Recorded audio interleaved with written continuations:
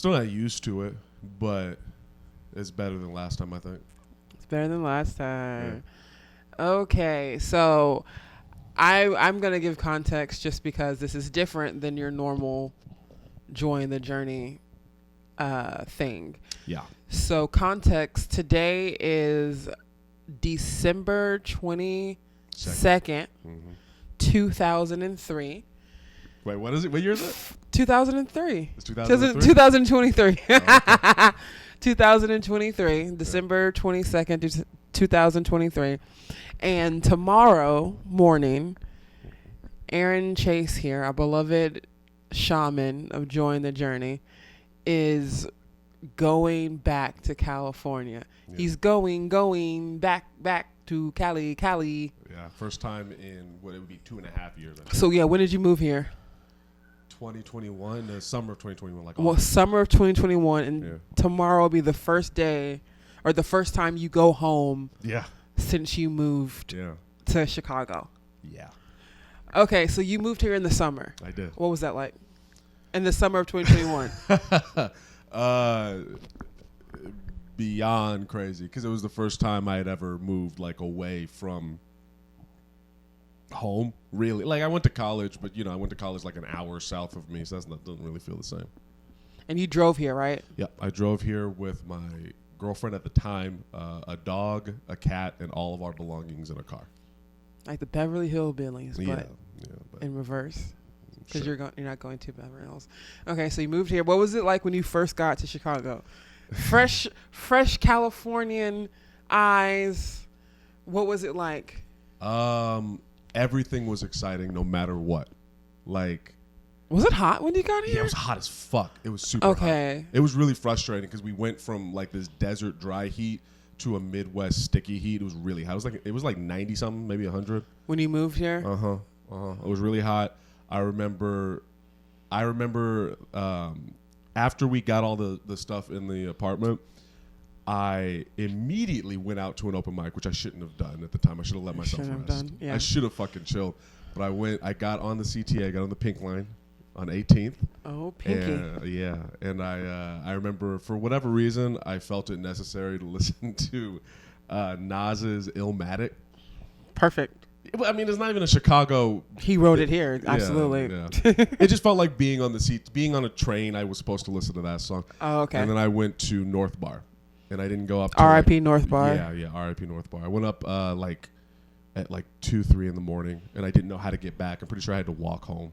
It was to Pilsen from North Bar. Yeah. Which is insane. It was crazy. Insane. How were you when you left? Were you like physically different than how you look right now? Or are you pretty much the exact same person, like physically? I think I gained weight. You gained weight? I think I gained weight. My hair is longer, but other than that, like when I have a nose ring. You have a nose ring.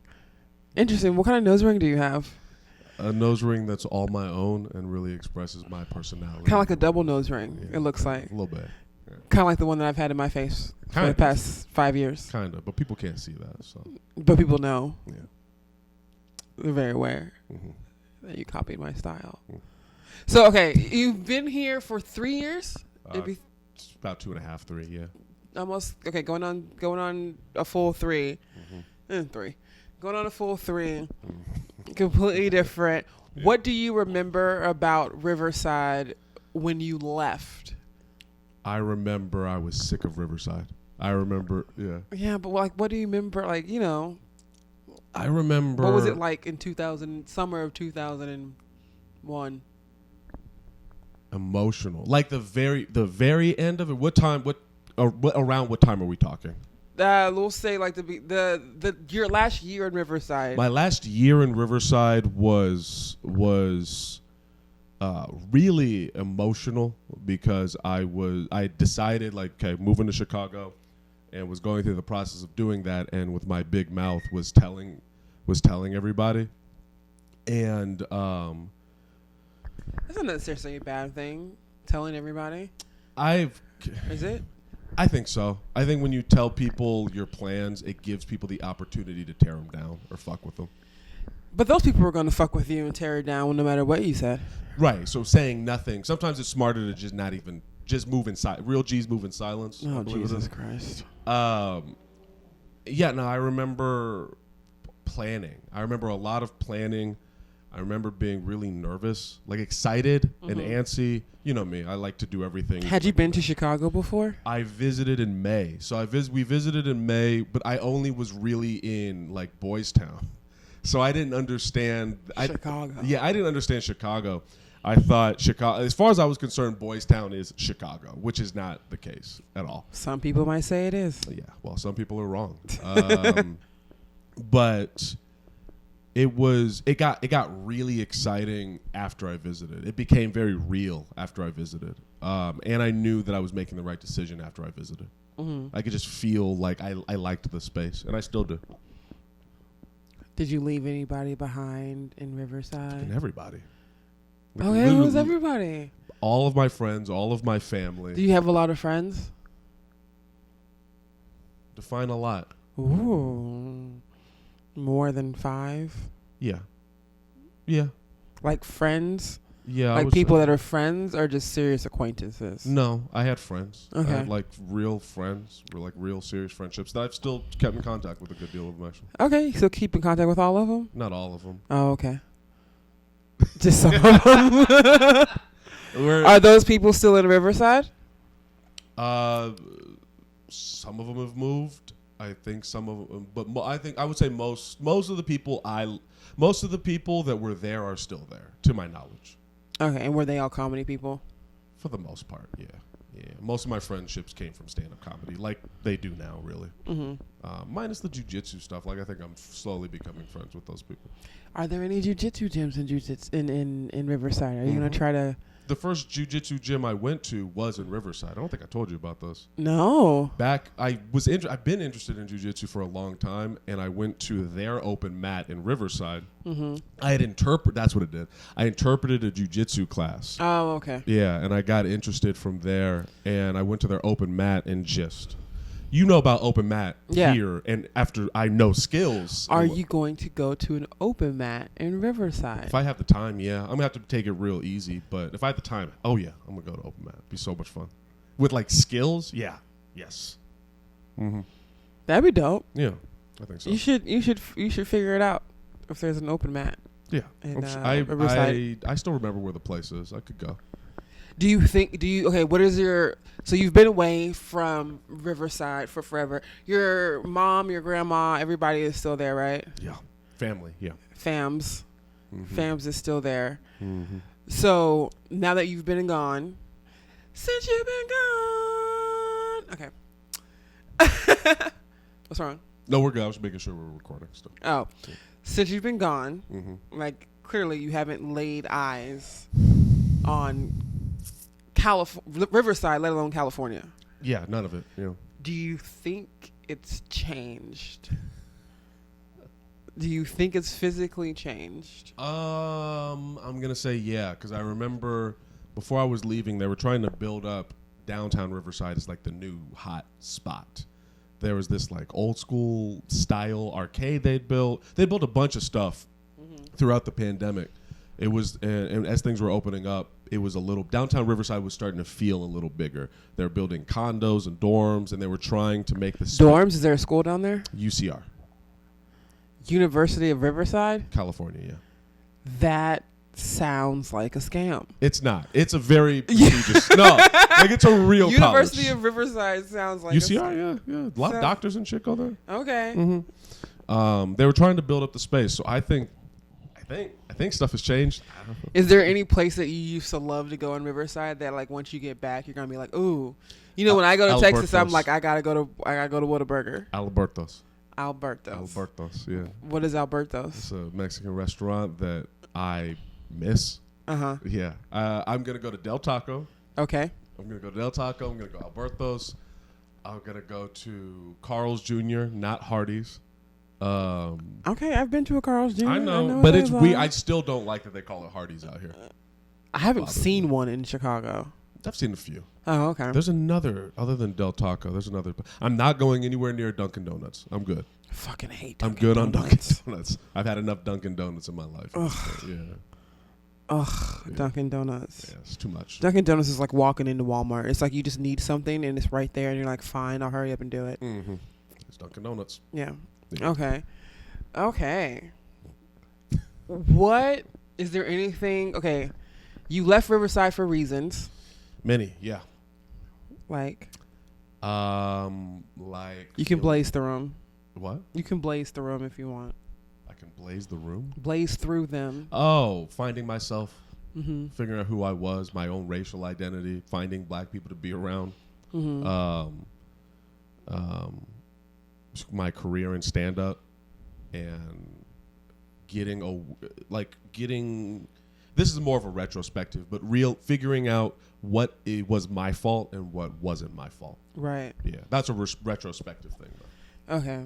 Because we're keeping this one short, so I'm like blazing through questions, okay? Yeah. So, the comedy scene of Riverside, California. Yeah. The IE, as y'all call it. Inland Empire, yeah. What was that like then? And what is it like now? No, just what was it like then?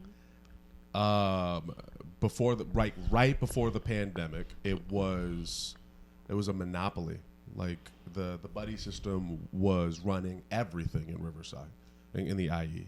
We had, I want to say, we had like 7 shows a week. We had one show or one open mic. Something was going on literally every night, but it was all us doing it for the most part. And I remember being exhausted, tired all the time. It was like I was hosting like 5-6 nights a week. And I was in my own little bubble. Like I never went to LA, never went to San Diego. I went to like Nevada, went to like Las Vegas like once, but for the most part, I was in the IE. I had just developed my own little Truman Show for myself, and a lot of street stand up. I did a lot of street stand up, which is the infamous "I got knocked out" story. Yeah, but I wasn't. Yeah. But it was after I put away everything. It wasn't like I was mic in hand. Right. Yeah. So you've been here for 3 years. How is the Chicago scene different, and what have you learned from the Chicago scene? Chicago's way bigger. It's huge. Yeah. Huge. Yeah. Like you can literally go a year without seeing another comic, and you know that they're doing stuff. You just don't see them. Like there's it's way bigger. It's more segregated. Obviously the South Side, North Side. The skill level is beyond what I saw in the IE for myself as well. Like if I wanted to, I could go to any one of these clubs and just hang out and watch headliners. I've interviewed some of them. I've talked to these people that like are really doing this shit. So yeah. We're going to play a game. Okay, because you made a face, so I'm concerned. Best case, worst case scenarios. Yeah, okay. Okay. Let's just start. Let's just get it over with. Worst case scenario. You go back to Riverside. What do you experience? And this can be with comedy and your friends and like all that jazz. The absolute worst case scenarios. I go back to Riverside and I think to myself, oh no, I shouldn't have moved. That would be the worst possible thing that could happen. What would make you say I shouldn't have moved? Like, what would it be where you be like, oh fuck, I should have stayed? I have no idea. I couldn't even imagine a reason why you would ever stay. Yeah, but if we're playing the game of worst case, that would be the absolute. If I went back to Riverside and I was like, I made a mistake. What else what are some other worst cases? Hold on a second. He's grabbing his phone. No, I'm going to put it on. See how those other people that you interview? And then they always keep their phones off? There we go. Okay. What are some other worst case scenarios of going back to Riverside? Oh, shit.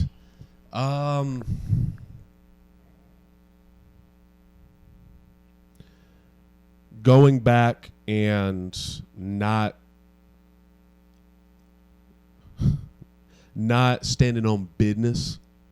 What the fuck does that even mean? Why is everyone saying that now? Because T.I.'s son. Going back. T.I.'s son? We're saying things I'm from saying it because T.I.'s son. Yeah. Weird looking fucking kid. He has big ass bass lips. He is the weird one. The thing is, he's the one that he knows it. That he's weird. The other ones are like really talented, and he's the middle child that has nothing going for him. Is he the middle child? Yeah. I think he's like the perfect middle of like 7. It's very sad. There's always got to be a Chet Hanks in every family. He's Chet, but Chet he's Hanks. not as cool as Chet. Let's not even go down that route. Meaning like if I go there and I'm not who I am now. Like I don't you regress back into the person you were. Yeah. Okay. I remember during quarantine when it was opening up a little bit, one of the things that freaked me out that made me realize I needed to move was I felt like I was regressing. I was doing great when quarantine was going on. Then everything opened up. I started to be around people, and I could feel myself going backwards. Yeah. And I don't want that to happen. Okay. What are some best case scenarios of going to Riverside? Getting to see my grandma and interviewing my grandma, which I plan on doing. I'm not going to post that. Yeah, that's just for y'all. Yeah, it's just for me. But getting to see my grandma. Getting to see other comics. Yeah, if there's a mic or something, I would like there to be a mic or a show or something I could hop on. And doing comedy out there. Like, we've talked about this a little bit. Going out of the city.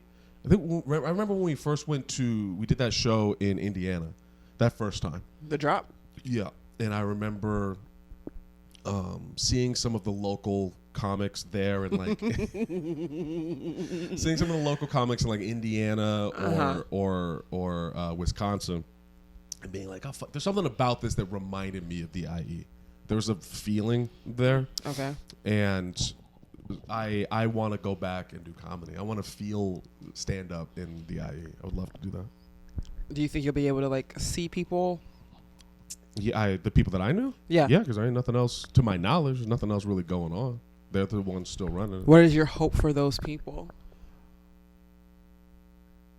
My hope in seeing those people? That they're happy to see me. My hope is that I don't get the same energy that I was getting back in the day. And that energy? Negativity. Okay. Just not crabs in a bucket, but like negativity, just negativity. This feeling that like anything I say or do is going to be met with some sort of pushback, and not a healthy pushback, like just a negative vibe. I don't want that. I would like to come back and everyone have a real positive vibe. I want to come back and see how people have changed and like grown, because I'm not around them. I don't know what's happened in their lives. I would love to see that. How do you think you've changed and grown since you've left Riverside? I'm more patient, believe it or not. Yeah, I know. Isn't that crazy? I think surprisingly, I'm more patient. I'm calm. I'm just calmer, I think. I don't think I indulge in chaos nearly as much. I think you'd agree with that.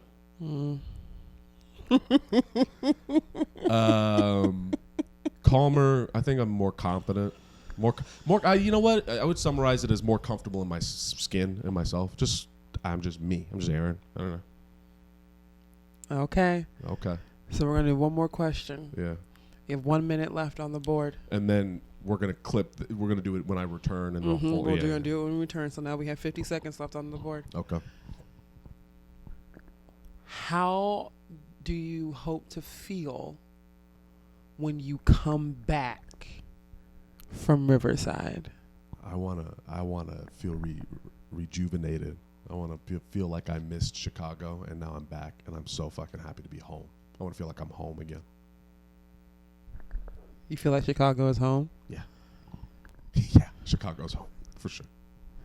Okay. Well, in 18 hours you will be on a plane. Yeah. And on your way to Riverside. And on a personal note, I won't see you again until this January 1st. That's crazy. Till January? Are you gonna be here? Wait, you're not gonna see me till after though. Yeah, after. Yeah. Go. Clap. You're gonna make this a nightmare for me to edit. No, that's fine, right? Yeah. Okay. What were you saying? Miami? So the club at night, like it opens up at 9 and it stays open until 11 a.m. probably opens up around 6. And then Jesus. Yeah. It's Miami. They do cocaine and damn shit in Miami.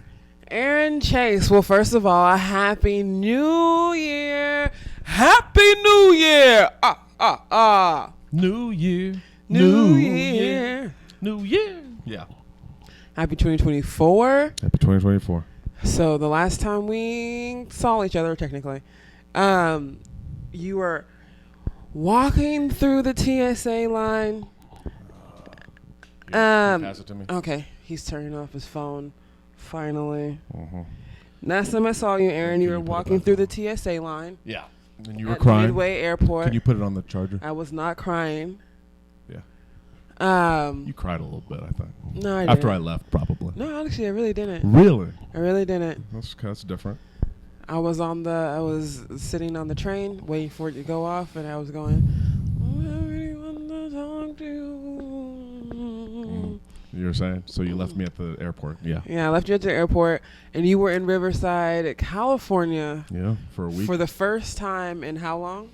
2.5, 3 years. 2.5, 3 years for 1 whole week. Yeah. 7 days. Yeah.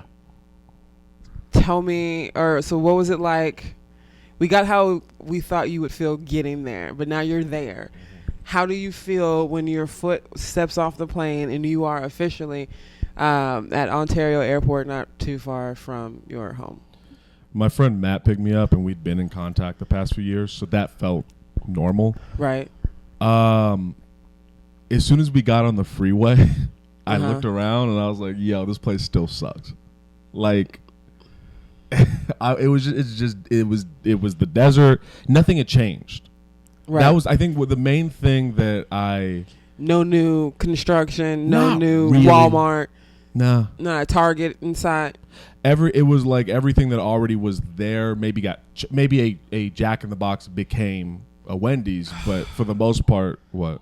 I love Jack in the Box. I didn't go to Jack in the Box. I'm so upset that they don't have Jack in the Box in Chicago. That's one of the major flaws of this city. There's them curly fries, and they have some great shakes. Man, Jack in the Box is the truth. But I was on the freeway with Matt, and I was like, nothing's changed. Nothing. I looked around, and it was like, I don't like the way this looks. I just didn't like, in terms of environment, I just did not like it. Immediately, I was like, I made a right decision to move. Once you got back and you guys were driving towards Riverside, did you did you automatically be like, oh, I know if I take this exit and then turn here, I'm gonna be pretty quickly. Did all that come back to you? Immediately, all of it came back. If there was some stuff where you would have to give me some GPS, and I would be on the way to a thing, and then I would pretty much know where I was pretty quickly. Yeah, like I don't know why I thought all the freeways are going to be different or something. All the same. Okay, all exactly the same. So what was it like? You said everything with Matt was like regular because you've been in contact with him. And it's whatever. Aren't you in his wedding? Yeah. Yeah. We got to get you a suit. Yeah. Yeah. We'll wear boots to Matt's wedding. No, he won't. Don't worry, Matt. I got you. Or what's his fiance's name? Tanae. Tanae would be furious. Don't worry, Tanae. I got you. Tanae would be so mad if I showed up to their wedding in boots. Yeah. Blame it all on my roots. I showed up in boots. Is that some Texas and shit? Ruined your black tie affair. Is this a real song? Yeah, it's Garth Brooks. Why are you? Don't act like I'm good. Don't act like you. Yeah, you don't know the Wu-Tang Clan? Don't. That's different. Everybody knows that song. Okay. So there were certain things that you were excited to see, scared to see, whatever. Let's just get the main one out the way. What was it like being around your family? We'll start with, I guess, your grandma, because I know your sisters and stuff live separately. So what was it like being around your grandma and your mom? And those people, that sounded mean, your family again. Yeah.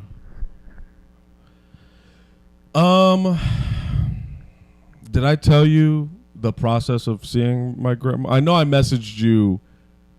I know I texted you during all of it, but I didn't like the process of seeing your grandma. Yeah. I don't know what you mean by the process.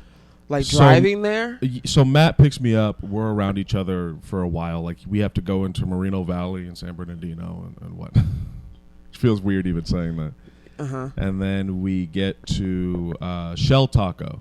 It's a Del Taco connected to a Shell, which is a place we frequented often. Okay. And it is right down the street right down the street. I would say walkable technically to my grandma's. And then we drove up to the house. And that's when it started to get very real. Yeah, that's when it started. What? That's when it got real. Did you all of a sudden feel like you were in a flashback or something? Of getting out of Matt's car and walking up to your grandma's door? It was a tsunami of emotions and memories. Ooh. Yeah. A tsunami. Yeah. It was a tsunami of emotions and memories. Or was it more like a typhoon? Comedy typhoon. Now at Second City. Sundays, 9:00. I was plugging for you. That's appreciated. Okay, but good emotions, bad emotions? It's all the emotions. All of the emotions. Yeah. It was... anger, pleasure, laughter, it confusion, was... puberty. I just remembered everything. I just had memories, flashes of memories from childhood till quarantine, essentially. Right. I remember we pulled up and I went in the garage, which is the garage I survived in for 2 years, one of those years being all the way through quarantine. And I remember opening the door and seeing my grandma. Sitting in the chair, in her favorite chair. Yeah. Watching the programs. Yeah, CNN. Was she like, Aaron, is that you? Yeah, basically. She was sitting there and...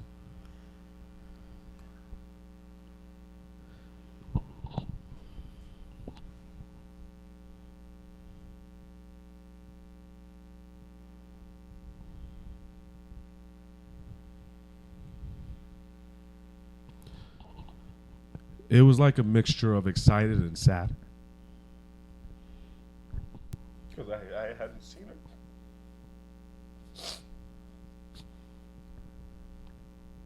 I'm so glad I can edit this if I want. You're not going to, because you are too lazy. I'm way too lazy to edit. Okay, I'm not gonna hug you because I really want to. You don't need to do that. Thank you. I'm gonna do it later.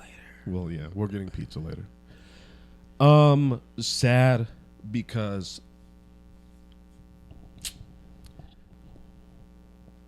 I haven't been there. And like when you haven't seen somebody in a long time, older or not, you can tell that they've aged. It was a weird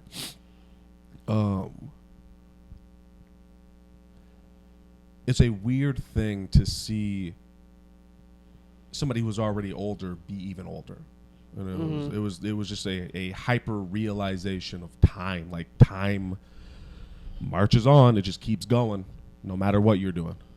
Time just keeps going. And so part of it was sad, and all things considered, my grandma does not want me to say her age, so I won't, but she's old.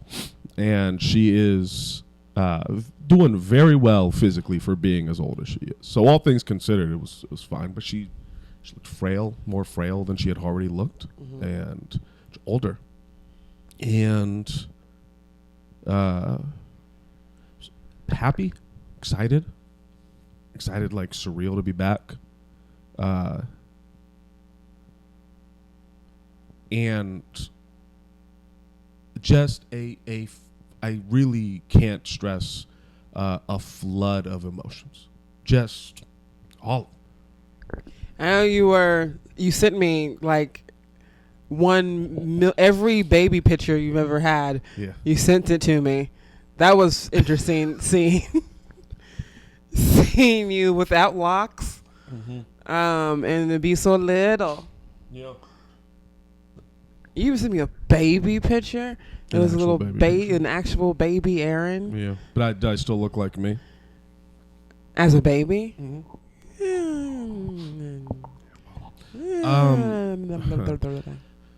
But we talked a little bit, and she went to bed early. She went to bed like pretty quickly. She went to bed, and which was good for me because I was like, I can't be sitting. I had to move. I had to walk. Well, you've been sitting on a plane. Sitting on a plane, sitting in a car. Yeah.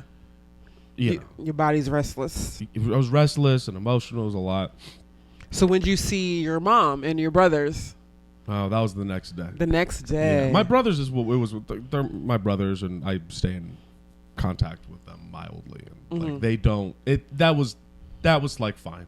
Right, your brothers. It was just like seeing my brothers. Gotcha. And they had visited me that first year. Oh yeah, they came up here. Mm-hmm. So, and that was like whatever. My mom walked past and she looked at me and she said, "You look good." Then she gave me a hug and then she kept doing. Which is very different than what you thought was going to happen.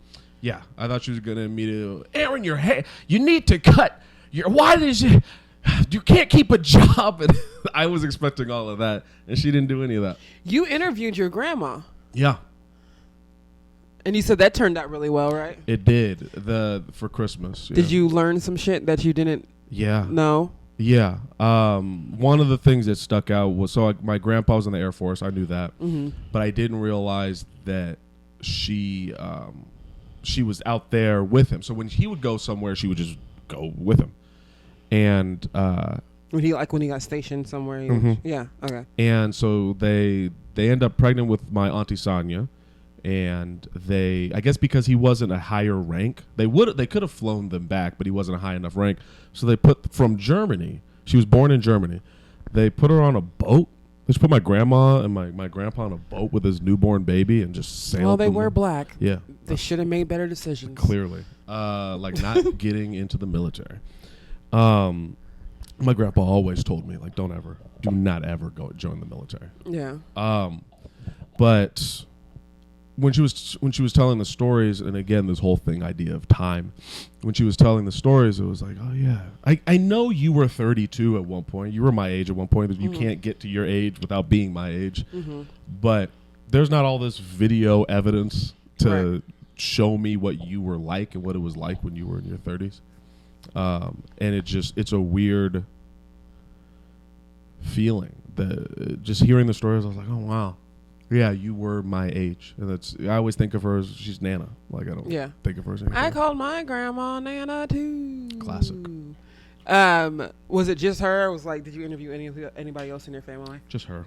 I plan on doing it with everybody, but I'm sure it's gonna be like pulling teeth, like this first time was. Which I think I told you about. Seeing my family was going back and forth between, it's really good to be here and be around everyone and see everybody. And they see how much I've grown. That's been amazing. And the pendulum would swing to, fucking God damn, I don't want to be around. I don't want to be around anybody here. Yeah. Fair. Yeah. But not and to clarify, and this is something I was happy about, not in a hatred way or a venomous way. Just like a regular family in the holidays. It felt like I was in a regular family, and that felt really nice. And how was seeing your sisters and your dad? Great. I told you the difference in vibe. Right. Yeah. It was great. I got to see Lucas, my nephew, who is no longer afraid of me when I show up because we've had at least a little bit of FaceTime, which is exciting. Sisters were good. I feel like we've talked a little bit about this. I'm not going to get into details here, but everyone texts me for the details. But me and they're both older than me. Me and the sister that you know, we're in like a rhythm. We're back in a groove that we didn't have since middle school.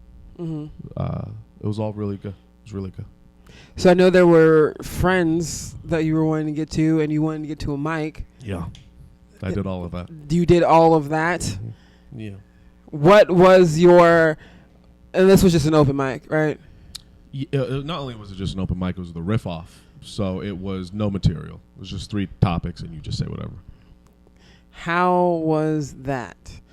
What was it like seeing the remains of the comedy scene that you claim to have built in Riverside, California. There's no claims. There's receipts. We can turn Okay, this to a whole Cat William. Okay. Come on, Cat. Uh-huh. Yeah, no, we're not doing all that. Okay. Also, this reference, by the time this one comes out, the reference is going to be old. Comedians will know. Fair. I made that reference last night when I was hosting. White people don't know. Yeah. There were some people who were cracking up, but regular white people don't know. No idea what I was talking about. The mic, everything was the same but different. Everything. Different in the sense of like just new people. Yeah, new people. Oh, there's a sign there that there's some. They clearly did some construction over here. Oh shit, George brought some new equipment. He has a whole new setup. Mm-hmm. It's like more streamlined, even more than before. It was the same but different. Were there a lot of comics? I don't know if I ever asked you that. 15? 15? 10, okay. 15. And some people that weren't comics that just signed up random. I think a few did. I watched a guy bomb hard. Nice. And learn a lesson. Yeah. Okay, so we got 3 minutes left. So I'll keep it short. Overall, we're doing Are we gonna do another one? Yeah. Oh, okay, I didn't know if you wanted to do a short again. So No. I want to do a whole thing. Okay, so overall is good. What was your opinion of what you saw at the comedy riff mic? My opinion of what, like the comedians, the shit. Yeah. So riff mic. I don't know. I really wish I got to go to regular their Wednesday at the W, to Thursday at the W, this bar. I wish I got to go there because that seems to be the place where you do material and there's a real audience and everything. Mm-hmm. So I can't really speak to people's comedy, and I was only there one night, and I wasn't paying that much attention. I didn't. Okay. I was hanging out with. Yeah. I was hanging the upstairs neighbors just rolled a bowling ball across the floor. No, I was too busy catching up with people to give a fuck about these people I don't know getting on stage. Gotcha. Okay, hold on a second. There we go. Lord. All right. So you have no real opinion on the comics that you saw because like the quality of no, yeah, because they're garbage. Yeah, that's what I'm saying. They're not good at all. Mm-hmm. But you said because you were mainly just hanging out or catching up with the people that you knew while you were there. Mm-hmm. So there was what was the name of y'all little group? You want to write that down? What was the name of y'all little group? The Buddy System? Yeah. I don't like the way you said that. That is condescending. That's like, you're still doing your little comedy thing? That's the Buddy System, yeah. The Buddy System. How were those the people you were catching up with? Were they there? Yeah, Will wasn't able to be there because he was adjacent to COVID. But yeah, I really didn't talk to the new. I had a conversation with one new person. I guess she went to high school with me, but she was like 2 grades younger, and I didn't know her. But I didn't really talk to the new people because I talked to Zero.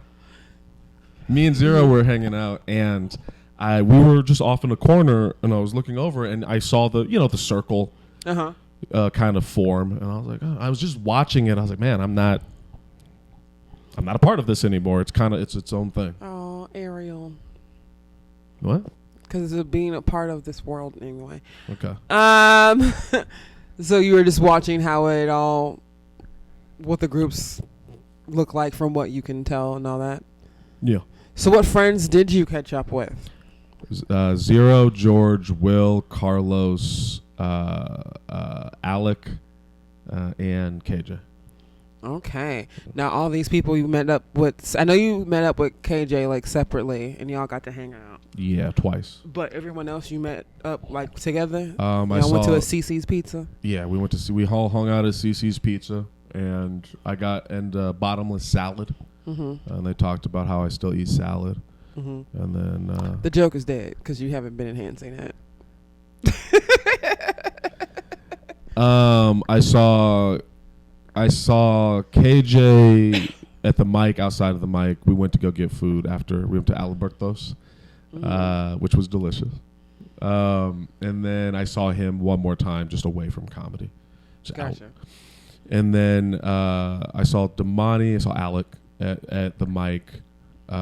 George, I mostly caught up with George, Will, and Carlos on the podcast, and I saw Zero at the mic. Mm-hmm. Yeah. Who's Carlos? Have you told me about No, you don't really know anything about Carlos. He was like, he was newer. Don't I know anything about Carlos? Carlos is going to watch this and be upset that he wasn't included. Is this one of those we don't talk about Bruno situations? No. Okay. No. I don't know. Right. I ain't never heard the name Carlos. Okay. It's crazy. Carlos, he talks about everybody but you, Carlos. Oh. So you were there for 1 week. Overall, how do you feel? Was it a good experience? Was it a terrible experience? Good. Was it like whatever? It was great. It was great. It was great too. I got everything I needed to confirm for myself got confirmed. For the most part, everyone What did you need to confirm for yourself? That I made the right decision. It's weird. Like, I knew there's no, even if I went back and for some reason I regretted it, it's like, it's too late now. I have built a life out here. But there was a piece of me that was like, I want to make sure I made the right decision. As soon as I got off the plane, I was like, yep, I made the right decision. As soon as I got off the plane. When I tell you I don't like the desert, I don't like the environment of the desert. I really mean that shit. It does not work for me. What was this face you're making? It doesn't work for you. Okay. Yeah. But confirming that I made the right decision, like going back in the environment, I was like, yep, I don't like this. The comedy scene, I only got to see one open mic, but in sitting there, I was like, yeah, this is like when we go to Indiana or Wisconsin or whatever, where it's a scene, it is a comedy scene, but you just can't deny how big Chicago is or LA or New York. Like, there's something about being in a big city with comedy, like a city known for comedy, that is different. And I remember sitting there and being like, yeah, I'm happy that I'm in Chicago with this huge comedy scene, and there's all of these comedy clubs and these different pockets of people. I'm happy about that. Going back to see my family, it was like, yep, I love and appreciate you all. There's no hatred. There's no malice. I don't need to be around you all. I don't need to be around you all every day. I don't need to be living in this vicinity. The relationship we've developed at this point is way healthier. My relationship with my mom is healthier, and my grandma's healthier. My sisters, that's kind of getting developed. Having the distance from people has made everything healthier. Did you learn anything of yourself?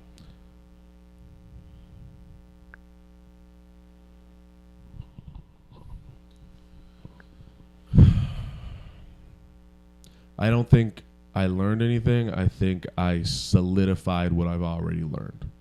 Like, all the stuff I've learned about myself out here got kind of crystallized by visiting Riverside and coming back. So what was it like? What was what like? When you... I'm saying the question. Okay, go ahead. Say the question. Jesus Christ. What was it like when you got driven back to the airport? What was it like when you got off the plane back in Chicago? Oh, fuck. I was so fucking excited. I was so excited. 'Cause I know your trip back was a long fucking Yeah, it was awful. trip. It was every possible inconvenience pretty much happened. But getting back, it was amazing. Like, what do they say? You go on vacation, so you miss home, essentially. It made me want to leave Chicago more often for longer periods of time just so I can come back. Because I came back and everything was amazing again to me for like a little bit. A little bit, like a couple hours. Like after I got home, after I slept, it was about 24 hours. Once I recalibrated back to Chicago, I was like, okay, I'm back. I still love it and appreciate it. It's snowing. It's beautiful. But coming back it felt amazing. Like, the city was amazing. There was things, places I could walk. Nouns. Yeah. People, places. Yeah. Things. I could walk to things, and it wasn't ridiculous. There wasn't the eeriness that came with the suburbs. The only bar around wasn't a Blue Lives Matter bar. There was literally a Blue Lives Matter bar connected to a MAGA bar. It was crazy. Back in Riverside. And it was so good to be back. It felt so good to be back. I know you came back and basically took for that long ass train ride to come all the way back here, and then came back here and went to sleep. Yeah, pretty much. So what was your first day back in Chicago? Because going anywhere, you wake up that first day and your destination, and you're like, I'm not at home. Let me remember, I'm not at home. Mm-hmm. You have to remind yourself, and then I always feel like when you come back and you wake up in your residence, and you wake up and you're like, I'm not where I just was. Yeah. What was that? Did you have some sort of wake up and just oh yeah, it wasn't a dream. I am home. It felt like a dream. It felt like a dream. When I woke up, I woke up because it was dark out, and I woke up and I don't remember what I did that day or night. I don't remember, but I do remember feeling like, did that happen? Was that whole experience? Did I just make that shit up? And then obviously, it happened. But just being back, I feel even more comfortable and solidified in who I am. And I feel like definitely not done. There were some points of regression in California that I was like, oh, I need to work on that. And I'm back so I can work on it. I'm just happy. Happy. I appreciate my life. I don't like it when people are like, I appreciate where I came from and the struggles because it's made me who I am. I don't like that because it glorifies trauma to me a little too much. But I get the sentiment that I came out. I wouldn't say Riverside didn't make me who I am. I came out and I figured out who I was. But Riverside, it was like I could survive there. I can definitely survive and thrive in a place that I actually want to be in, if that makes sense. Okay. Okay. What was the first Chicago thing you did that you came back? Other than taking the train? Yeah. I mean, the only reason why I don't count taking the train back is because you have all your luggage with you, and it's almost like you're still traveling. Yeah. What was the first Chicago thing I did? Yeah. When you got back, you were like, oh, I can't wait to get back so I can do. Just be alone in my apartment. The space.